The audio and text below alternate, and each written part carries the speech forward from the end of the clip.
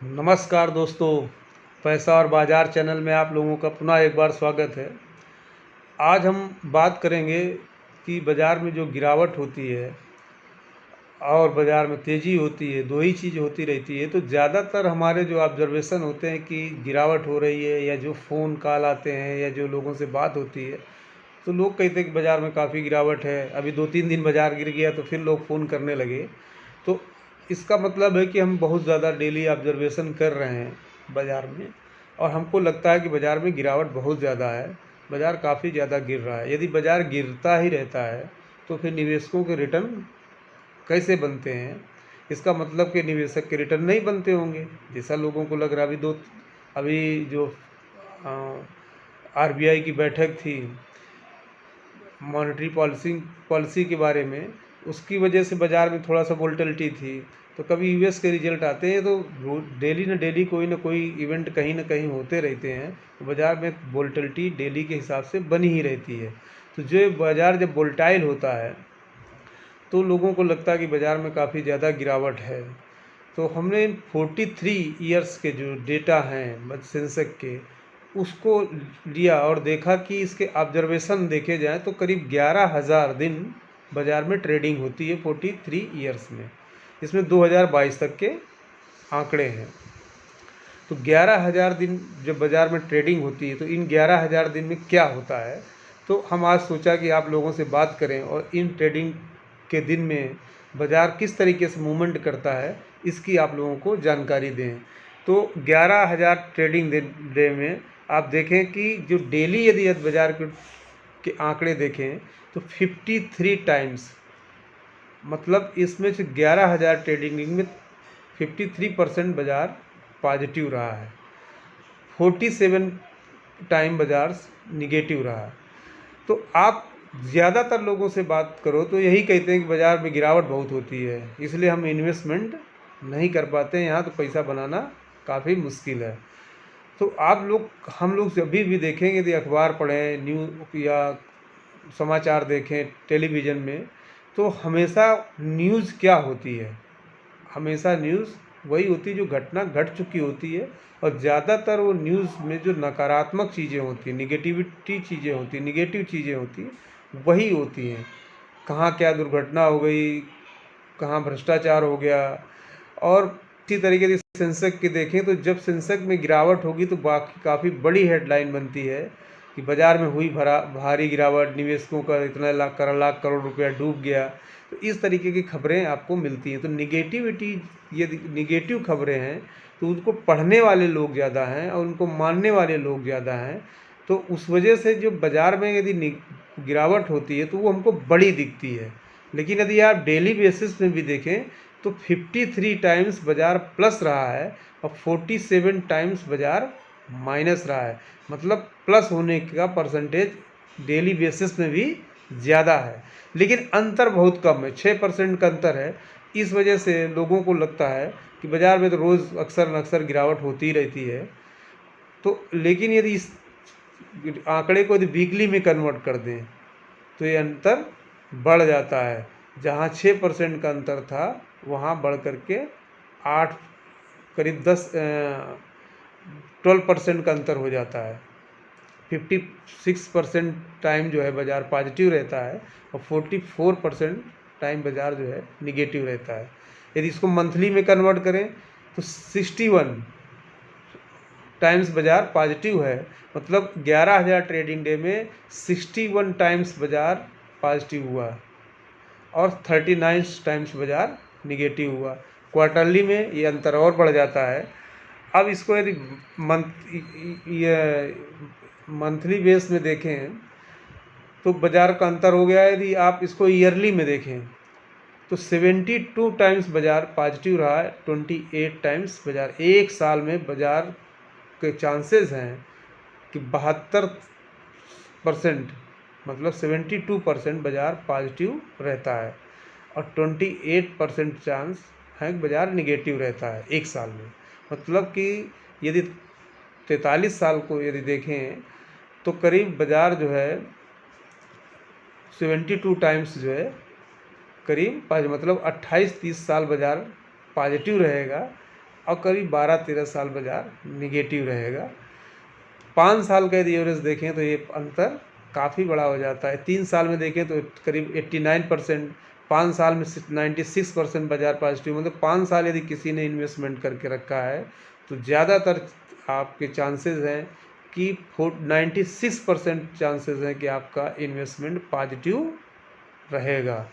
4% ऐसे चांसेस हैं, यदि आंकड़े बताते हैं कि आपका इन्वेस्टमेंट निगेटिव रह सकता है। लेकिन यदि किसी ने 10 ईयर का इन्वेस्टमेंट पीरियड ले लिया तो कभी भी बाज़ार निगेटिव नहीं रहा है, तो बाज़ार पॉजिटिव रहा है। तो यदि 10 साल निवेशित रहते हैं इस मार्केट में तो कभी भी ऐसे चांसेस नहीं है, एक भी ऑब्जर्वेशन नहीं है कि बाज़ार में कोई निगेटिव रिटर्न आया हो। यदि निगेटिव रिटर्न नहीं आया तो पॉजिटिव रिटर्न क्या हो सकता है? तो सेंसेक्स ने 15.5% का एवरेज रिटर्न दिया है 43 ईयर्स में। अब इसको हम जब 10 साल में कभी निगेटिव नहीं रहा तो 10-10 साल के आंकड़े यदि हमने लिए तो 1980 से लेकर के 1990 के बीच में सेंसेक्स ने 21% का रिटर्न दिया है। क्या हैंडसम रिटर्न है। अब 1990 से लेकर के 2000 का जो दशक था उसमें सेंसेक्स ने 14.3% इसी दशक में हर्षद मेहता कांड, केतन पारी कांड, कारगिल युद्ध और भारत ने जो परमाणु टेस्ट किया वो भी ये दौर था। उस दौर के बावजूद भी सेंसेक्स ने 14.3% का रिटर्न दिया। 2000-2010 के बीच में आर्थिक मंदी, जो अमेरिका के प्रतिबंध लगे थे, वो सब कारणों से, और 2008 में जो लेमन ब्रदर हुआ उससे पूरी दुनिया की मार्केट टूट गई। उसके बावजूद भी वोलेटिलिटी में बाज़ार ने 17.8% का रिटर्न दिया। लेकिन सबसे यदि वर्स्ट रिटर्न रहा है तो 2010 से लेकर के 2020 तक का, जिसमें आप लोगों को लगता है कि बहुत बढ़िया हुआ है, तो उस दौरान भी सेंसेक्स ने 8.8% का रिटर्न दिया कि 10 से लेकर के 13 तक कोई रिटर्न नहीं थे, 11 से लेकर के 13 तक कोई रिटर्न नहीं थे। उस समय अपने देश में बहुत सारे आंदोलन सरकार के विरुद्ध चल रहे थे, अनिश्चितता का माहौल था। इसके बाद दूसरी सरकार आती, वो कई निर्णय लेती, नोटबंदी, जीएसटी, और इसके बाद कोरोना। तो कोरोना की वजह से 2020 में बाज़ार गिर गया तो रिटर्न और कम हो गए। तो पूरे यदि 10 साल का देखें तो 8.8% का रिटर्न रहा है। इसका मतलब है कि ये जो दशक है इसमें ज़्यादा रिटर्न आने की संभावना है, क्योंकि 8.8 रिटर्न आया। जो सेंसेक्स की जो कंपनियों ने रिटर्न दिया, सेंसेक्स ने उससे भी कम रिटर्न दिया। तो 2020 से 2022 के बीच में भी 2 ही साल हुआ है, 24% का रिटर्न है। अब इस रिटर्न में जो डिविडेंड देती हैं कंपनियां, उनका डिविडेंड यील्ड 1.4% है, वो इसमें इंक्लूड नहीं है। यदि उसको इंक्लूड कर दिया जाए तो सेंसेक्स ने करीब 17% के आसपास रिटर्न दिया है। तो सेंसेक्स रिटर्न दे रहा है। यदि आप लोग निवेश कर रहे हैं म्यूचुअल फंड के थ्रू या जिस तरीके से भी इन्वेस्टमेंट कर रहे हैं, तो यहाँ पर रिटर्न बनेगा। बस आपको धैर्य की ज़रूरत है और आपको इससे बचना है। जो डेली आप जो देखते हैं, तो डेली यदि कोई बाज़ार में गिरावट है तो आपके पास यदि पैसा, तो अपॉर्चुनिटी है, उसमें आप इन्वेस्टमेंट कीजिए। यदि पैसा नहीं है, आपकी SIP जा रही, तो बहुत अच्छा है, आपको कम वैल्यूएशन में ज़्यादा यूनिट मिल जाएंगी। लेकिन आप डेली लगातार बाज़ार को मॉनिटरिंग करेंगे, दिन में 10 बार देखेंगे, और आपको कुछ इन्वेस्टमेंट नहीं करना है और केवल आप मार्केट खोल के चेक कर रहे हैं कि आज इतना गिर गया, आज इतना गिर गया, तो वो आपको पैसा नहीं लगा पाते हैं। आपको अपना नया पैसा लगाने में तकलीफ़ होती है, आपको लगता है और गिरेगा और गिरेगा। तो मार्केट को टाइमिंग करने लगते हैं, और टाइमिंग करने से बाज़ार में पैसा नहीं बनता है। बाज़ार में लंबे समय तक निवेश करने से ही पैसा बनता है। आप निवेशित रहिए। किसी भी दिन यदि निवेश कर देते हैं और आप एक लंबा समय देते हैं तो आपका रिटर्न अच्छा ही होगा।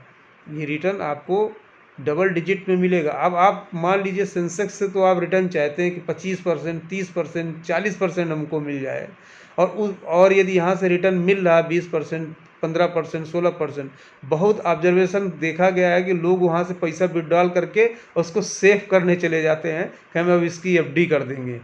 तो यहाँ से जो रिटर्न बनाया, वहाँ जा कर के आपने फिर उसको आप ने जो इन्वेस्टमेंट को ऐसी जगह लगा दिया है जो इन्फ्लेशन को बीट नहीं कर पाएगा।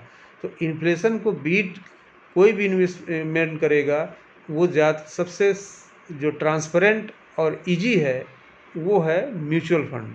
तो म्यूचुअल फंड में यदि आप इन्वेस्टमेंट करते हैं तो आप इन्फ्लेशन को बीट कर लेंगे और काफ़ी इजी तरीका ट्रांसपेरेंट भी है। आपको कोई दूसरा इन्वेस्टमेंट इंस्ट्रूमेंट दिखता है जो आपको 8-10% 12% डबल डिजिट में रिटर्न देता है तो वहाँ भी इन्वेस्टमेंट करना चाहिए। बस वो सेफ़ होना चाहिए, रेगुलेटर होना चाहिए और ट्रांसपेरेंट होना चाहिए, लिक्विडिटी होना चाहिए। तो जो लोग लगातार इस सेंसेक्स को ट्रैक कर रहे हैं, अभी 2-3 दिन से यदि सेंसेक्स में ज़रा सा भी गिरावट है तो बार बार लोग विचलित हो रहे हैं, फ़ोन करते हैं। तो हमने सोचा कि आप लोगों को ये पास्ट के आंकड़े बताएं कि यहाँ कोई डरने की ज़रूरत नहीं है। यदि आपके पास पैसा है किसी भी समय लगाएं, बस आप ये ध्यान रखें कि यदि आपने ये डिसाइड कर लिया कि हम 10 साल निवेशित रहेंगे तो आपको एक भी ऑब्जर्वेशन ऐसा नहीं कि कभी भी सेंसेक्स ने रिटर्न कम दिया हो। अच्छा रिटर्न दिया है, एवरेज रिटर्न बहुत अच्छा है। अब आप यदि निवेशित रहेंगे तो ये रिटर्न पाएंगे, यदि आप टाइमिंग करेंगे तो फिर आप समझें और सेंसेक्स समझे, आपको स्वभाव समझे और ये निगेटिविटी जो न्यूज़ की है उससे थोड़ा दूर रहें। तो यदि ये वीडियो आप लोगों को कैसा लगा, ये जानकारी आप लोगों को कैसी लगी तो कमेंट बॉक्स में लिखें और यदि चैनल को पहली बार विजिट कर रहे हैं तो सब्सक्राइब करना ना भूलें। धन्यवाद दोस्तों।